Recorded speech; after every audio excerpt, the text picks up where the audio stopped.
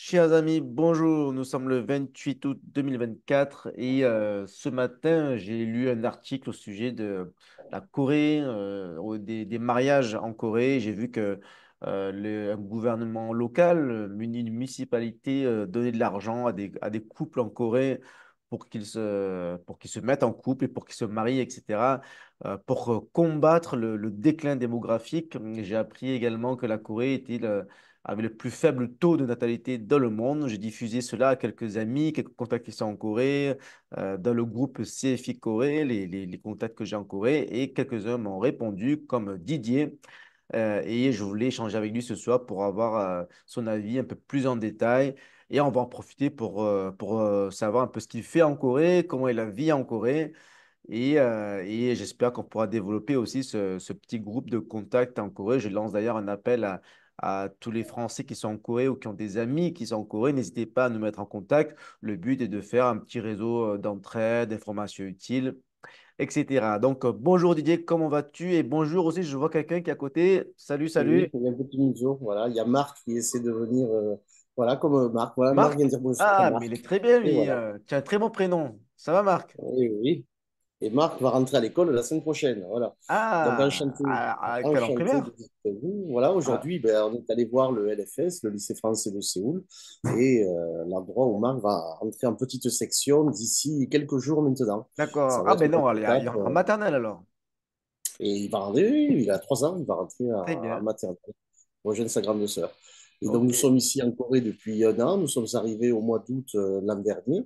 Et après, comme d'habitude, quand tu changes de pays, c'est le Valley of Despair. Mais bon, ça a duré quelques semaines, quelques mois. On est maintenant habitué. On connaît un petit peu mieux le pays. On a fait déjà à peu près 8000 quelques kilomètres.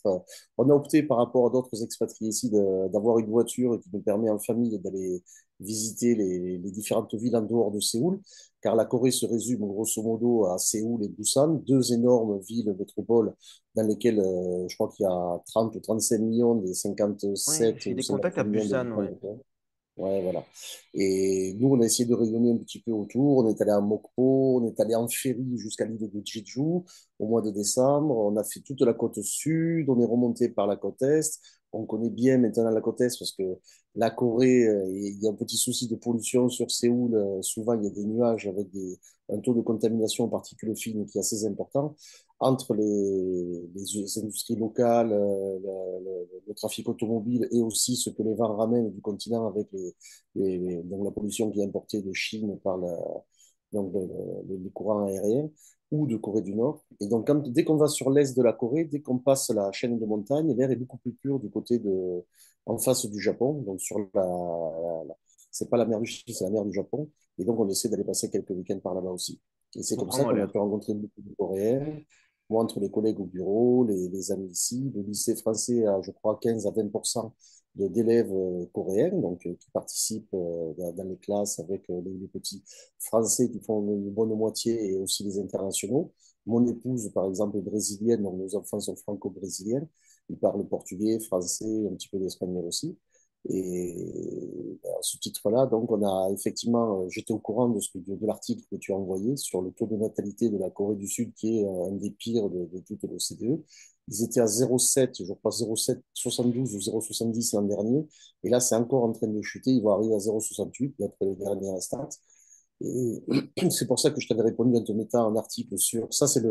Bon, pour lutter contre ça, ils le mettent, voilà, ils essaient de pousser financièrement les gens, de les inciter à se rencontrer ou à se marier, mais ils Alors, ça axent marche tout ou sur pas? pas trop, hein. Ça marche pas trop, parce que le truc, le problème, c'est que les Coréennes, les jeunes Coréennes, entre 18 et 35 ans, à 70%, ne veulent pas avoir d'enfants. Alors, pourquoi? C'est comme partout, c'est comme en Chine, au Japon, parce qu'elles veulent privilégier leur carrière.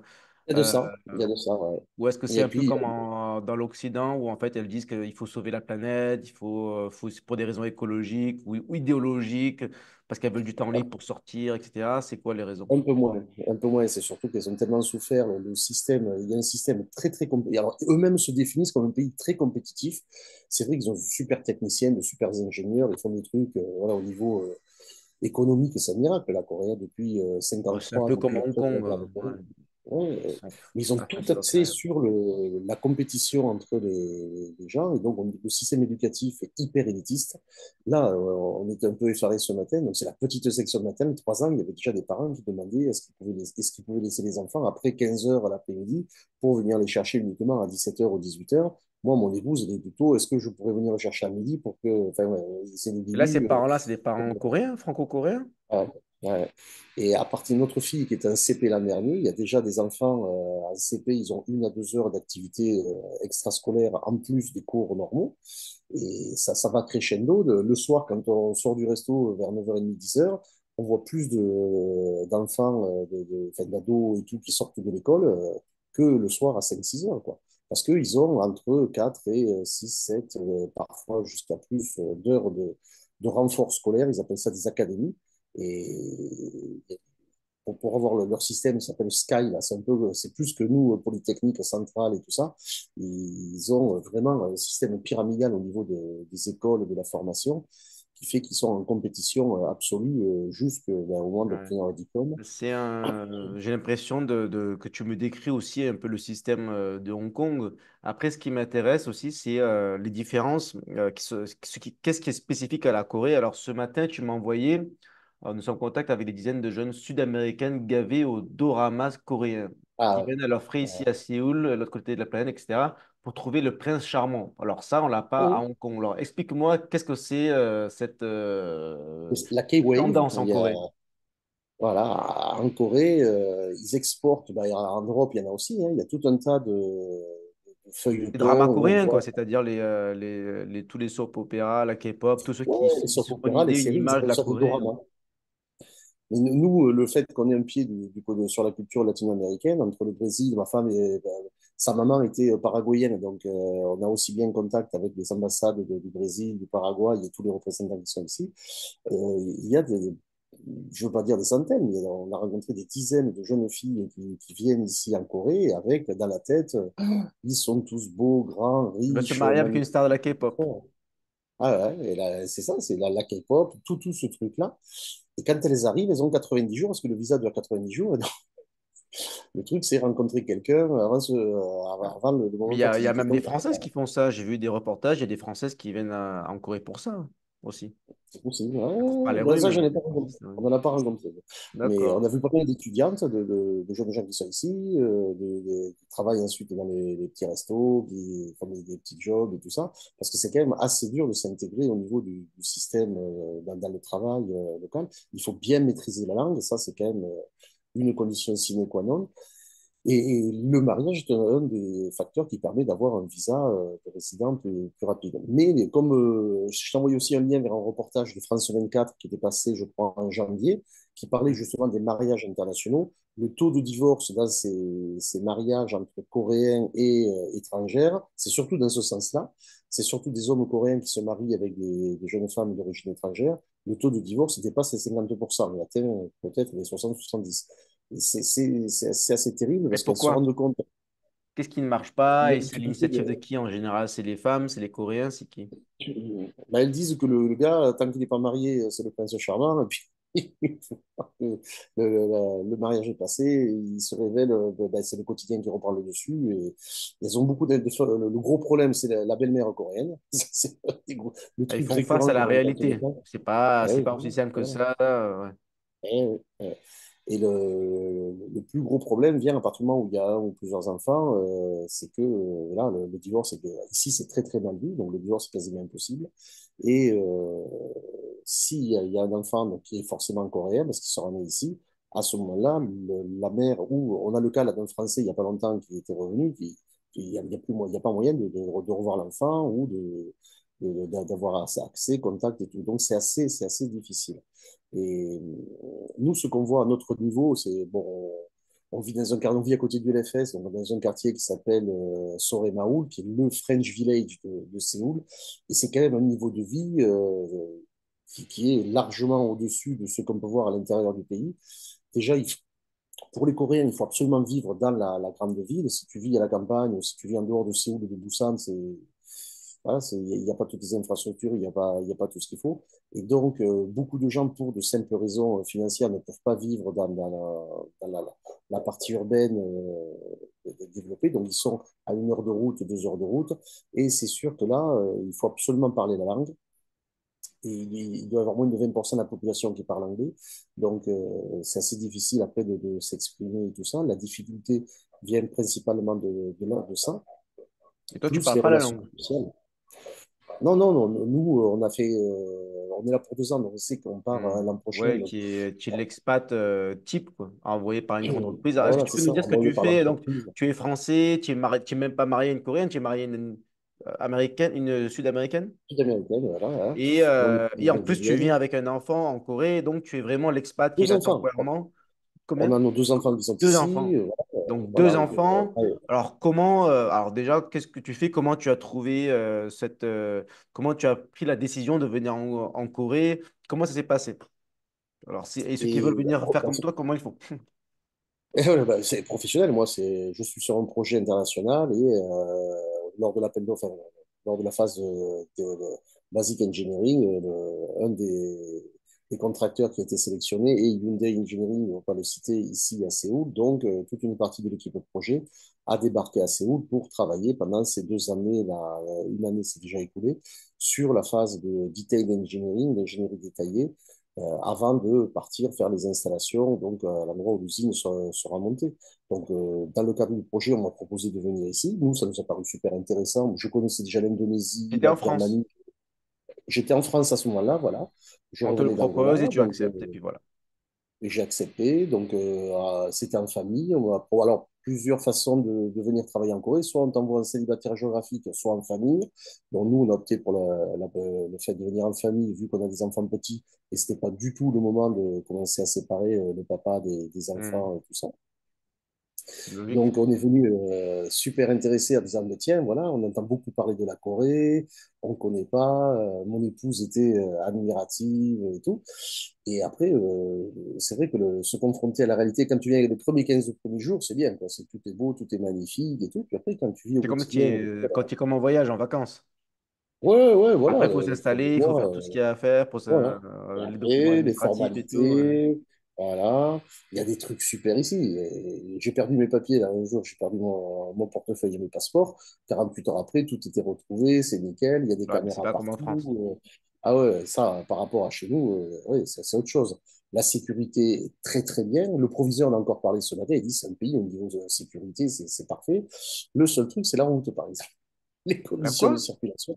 La route, le trafic Ah, la routier. route. Ouais. Quand ce sont les fils de droite qui roulent plus vite que les fils de gauche, il faut mettre au moins avant de bien comprendre le pourquoi du comment. Mais bon, voilà, on bourlingue pas mal, comme je t'expliquais tout à l'heure. On a opté pour voyager en Corée, visiter le pays, plutôt que de partir voir le Vietnam, la Thaïlande, les Philippines et tout ça. Nous, on s'est dit, chaque fois qu'on vit dans un pays, on préfère le découvrir et aller au contact des habitants. Mhm. On aime bien Antoine de Maximi, là, dans J'irai dormir chez vous. Donc, c'est un truc qui nous a toujours botté. Et on a fait 8000 kilomètres, donc là, en 12 mois à l'intérieur de la Corée. On a vu de tout. On a visité des endroits qu'on n'aurait même pas imaginé. C'est vrai qu'il y a des trucs culturels qui sont superbes. Il y a aussi, on voit des petits cimetières un petit peu partout parce qu'il y a quand même une guerre qui a été assez meurtrière dans les années 50. Donc, voilà, on voit tout un tas de choses. On rencontre des gens merveilleux. On voit aussi des gens qui le sont beaucoup moins. Il y a tous les aspects de ce côté-là.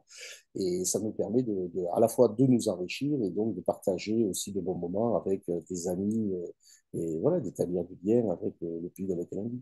Et moi, au bout d'un an, là, c'est quand même un pays c'est un miracle économique, hein, la Corée, hein. Ils ont été dévastés 2 fois entre 50 et 52, Mhm. quand les communistes sont descendus jusqu'à l'extrême sud, et puis ensuite, quand les troupes des Nations Unies sont remontées jusqu'à la frontière chinoise, et quand les Chinois ont envoyé 1 million de soldats, ils sont arrivés ici. Donc, ils ont vraiment souffert, souffert. On a vu des photos là, lors des anniversaires des batailles, on était visiter le musée de la guerre. Voilà, le voir à la télé, c'est une chose, mais toucher du doigt la réalité, c'est autre chose.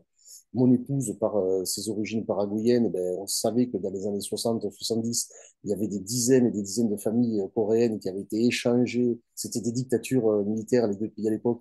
Donc, ils étaient partis là-bas. Ben, depuis, voilà, les Coréens qui se mettent à faire un truc quelque part, ben, au Paraguay aujourd'hui, en 2023, quand on y était, 80% de la production avicole du Paraguay est faite par des descendants de Coréens, quoi. Dès que tu achètes des œufs ou des poulets au Paraguay, ben, c'est des familles coréennes ou des familles paraguayennes coréennes qui les produisent.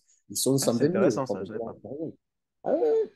Et donc voilà, on leur en parle ici. Eux aussi sont étonnés parce qu'ils savent pas qu'ils ont des petits cousins qui sont partis par là-bas, des Kim, et tout ça. Ok. Et, et on se rend compte que ben, c'est des gens qui sont très, très appliqués. Enfin, ils privilégient le groupe, pas la tribu, je ne veux pas dire la tribu, mais le travail en groupe et la cohésion sociale par rapport à l'individu. Donc parfois, ça a du bien, mais parfois, il y a des choses qui, à nous, en tant qu'Européennes, nous paraissent un petit peu plus difficiles. Les personnes âgées, le sort des personnes âgées n'est pas souvent le plus reluisant, même dans les beaux quartiers. Tu trouves des vieilles dames qui poussent des chariots pour ramasser des cartons pour gagner leur vie. Mais ils sont Bah, très, ça très existe fiers. aussi à Hong Kong, malheureusement.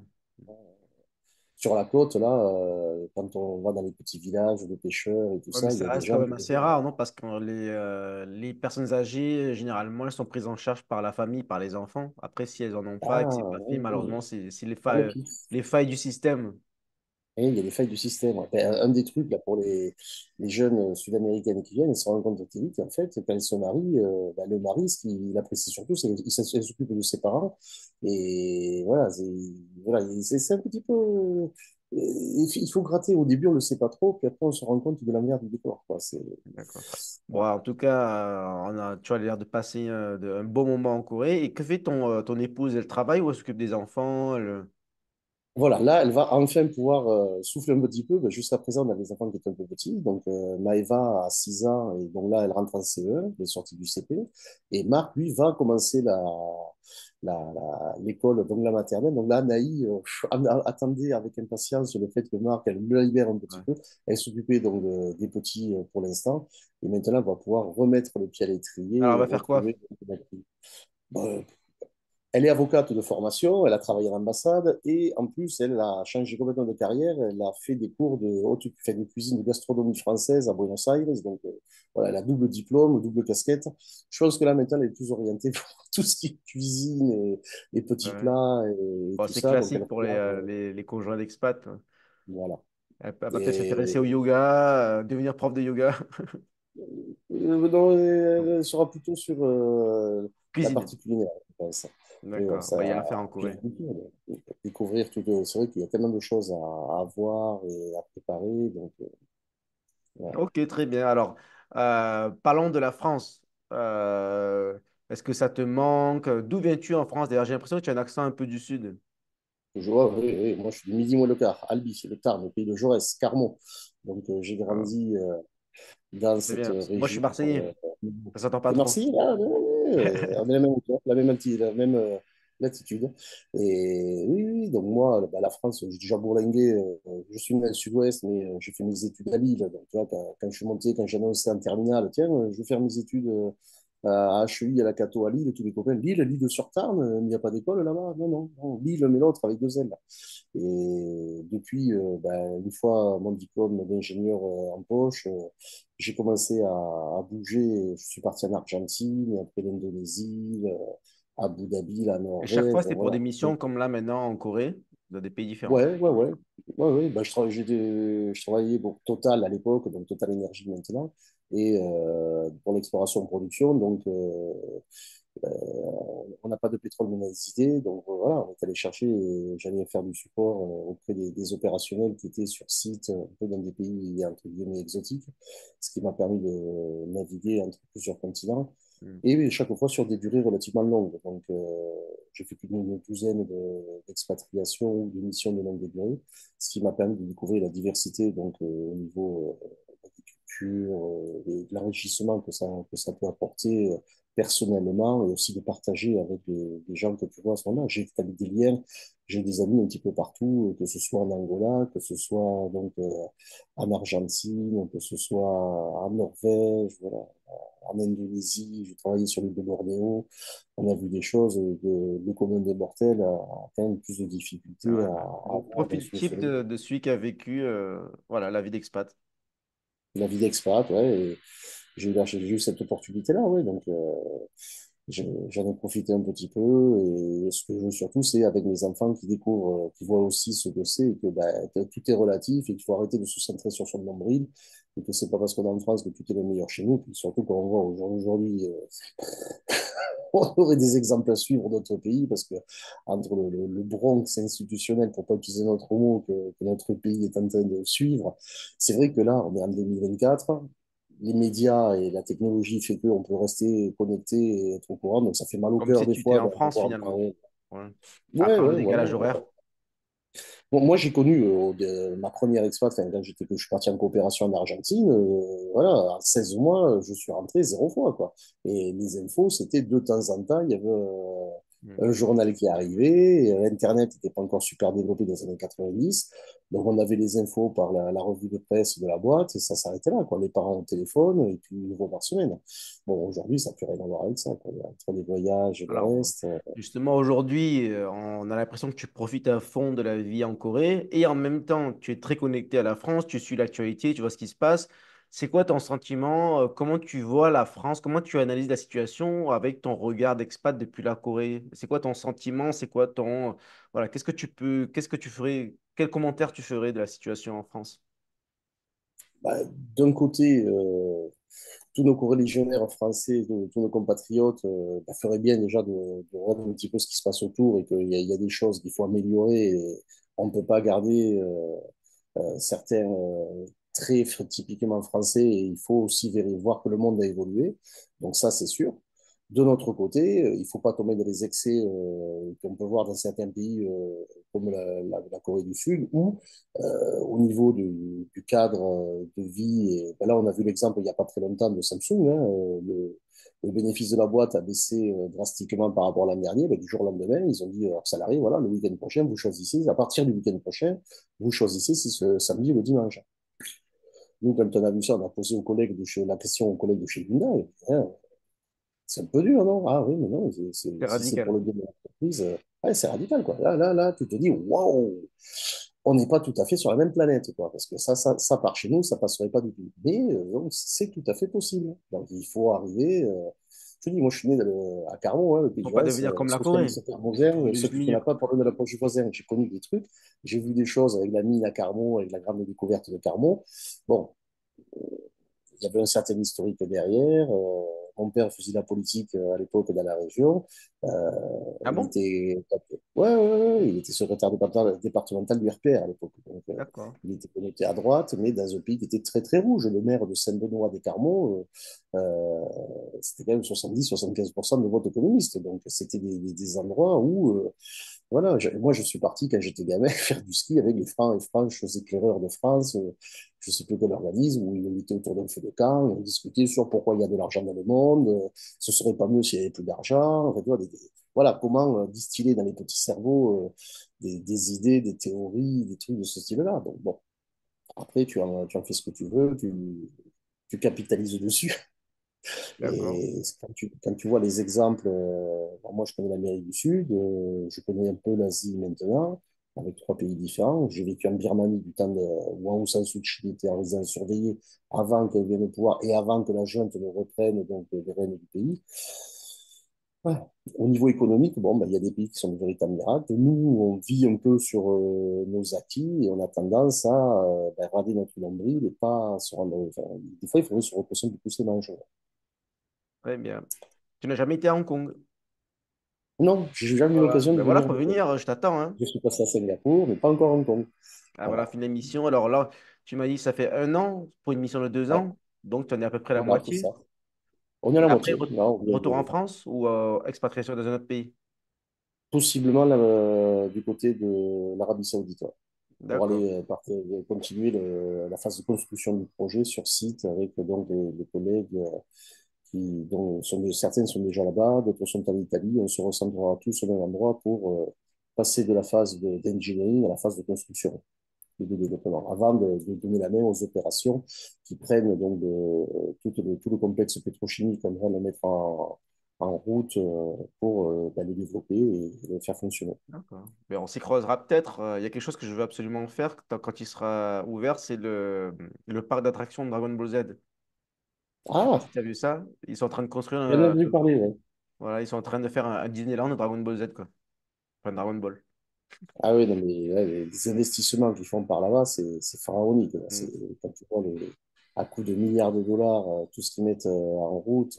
Déjà, Dubaï avait commencé à faire entre les îles artificielles et tout ce qui était architecture, tous les architectes du monde entier, Ouais, bah, ils c'est prennent les leur deux truc à là-bas. concurrents. Ils sont. Et oui, oui, et l'Arabie Chacun Saoudite pense être le derrière. meilleur dans tous les domaines.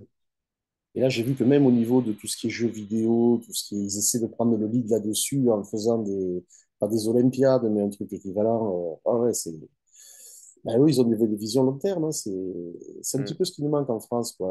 Là, je pense qu'on est devenu trop court-termiste. On a oublié de réfléchir que, ben, il y a des choses qui se réfléchissent en termes de décades il faut surtout là, avec la crise climatique Et on qu'on vit va pas. aujourd'hui. Mais je pense que tu as fait une bonne remarque sur le fait de voir ce qui se passe ailleurs. On ne voit pas forcément la compétition avec les autres pays et en fait comment le monde évolue. Et en fait, on est très centré enfin, sur sur nous-mêmes nous-mêmes. en France, Ouais. malheureusement, et j'espère que ça va changer.